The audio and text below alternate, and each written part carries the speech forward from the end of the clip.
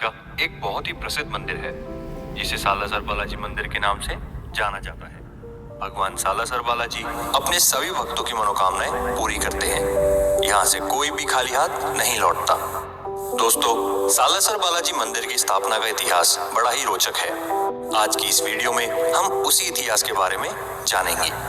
दोस्तों, वीडियो में आगे बढ़ने से पहले आप सभी से एक निवेदन है कि अगर अभी तक आपने हमारे चैनल को सब्सक्राइब नहीं किया है तो सब्सक्राइब कर लें और बेल आइकन पे क्लिक करके हमारे परिवार का हिस्सा बन जाएं। दोस्तों, यह बात आज से लगभग 350 साल पहले सीकर के रुल्यानी गांव के निवासी पंडित लक्ष्मीराम जी के सबसे छोटे बेटे मोहन की है। मोहन बचपन से ही काफी धार्मिक प्रवृत्ति के व्यक्ति थे। वो हनुमान जी के बहुत ही बड़े भक्त थे।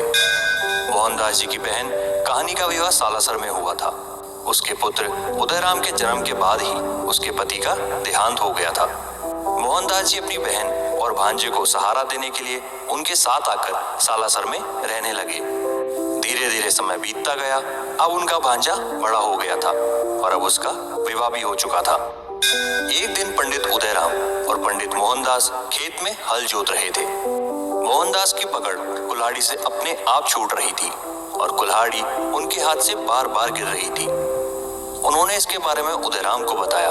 पंडित मोहनदास इसको आध्यात्मिकता से जोड़ के देख रहे थे। उनको लग रहा था कि यह उनके प्रभु हनुमान जी की लीला है। उदयराम ने यह बात अपनी माता कानी बाई को बताई।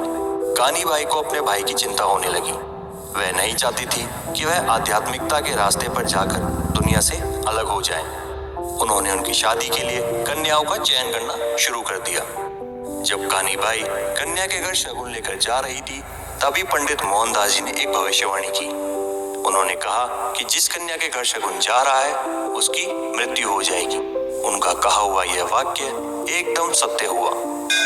उसके बाद पंडित मोहनदास जी को सभी लोग एक साधु के रूप में देखने लगे। फिर मोहनदास जी अपने प्रभु हनुमान जी की भक्ति में लीन हो गए। एक दिन वह अपनी बहन कानी बाई के साथ भोजन कर रहे थे। तभी दरवाजे पर एक आवाज सुनाई दी, अलग। कानी जैसे ही भिक्षुक को भोजन देने के लिए बाहर गई, वो वहां से गायब हो गए। ये बात कानी बाई ने आकर अपने भाई को बताई। ये सुन पंडित मोहनदास को पूर्णतः विश्वास हो गया कि वह उनके प्रभु हनुमान जी थे। वो नंगे पैर बाहर की ओर भागे और उन्हें जगह जगह खोजते रहे, परंतु वह नहीं मिले।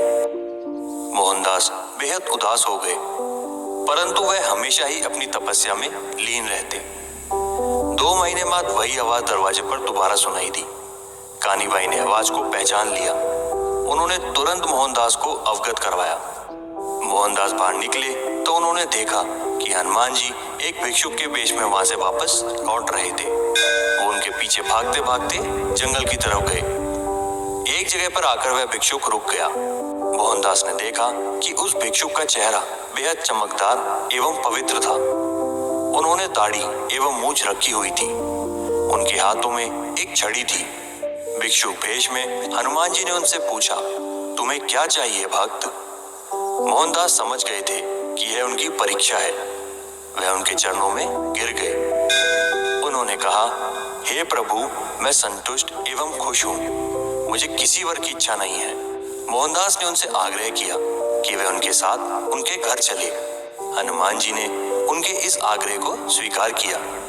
उन्होंने उनके घर जाकर भोजन किया। वह एक अछूत चारपाई पर विश्राम किया। उसके बाद हनुमान जी गायब हो गए। मोहनदास चाहते थे कि हनुमान जी एक पल भी उनसे दूर ना हो। उन्होंने हनुमान जी से रोज दर्शन की आग्रह भी किया। अपने प्रिय भक्त के आग्रह को प्रभु कैसे अस्वीकार कर पाते। उन्होंने मोहनदास को एक वचन दिया कि वह सालासर में श्री बालाजी महाराज के रूप में स्थापित होंगे। एक दिन असोता गांव में एक किसान अपने खेत में हल जोत रहा था। तभी उसका हल खेती करते हुए अटक गया। जब उसने वहां खुदाई शुरू की तो वहां उसे हनुमान जी की एक मूर्ति मिली। उसने यह बात जाकर गांव के ठाकुर को बताई। उसी रात ठाकुर के सपने में हनुमान जी ने दर्शन दिए। उन्होंने बताया कि वह मूर्ति मोहनदास के लिए है। ठाकुर यह सुनकर बेहद खुश हुए और अगले ही दिन गांव के कुछ लोगों के साथ भजन कीर्तन करते हुए सालासर के लिए निकल पड़े और वह मूर्ति ले जाकर मोहनदास जी को सौंप दी। जिस दिन वह मूर्ति स्थापित हुई थी वो साल 1811 में था। यही कारण था कि वहां सालासर बालाजी का मंदिर भी साल 1815 में बनाया गया।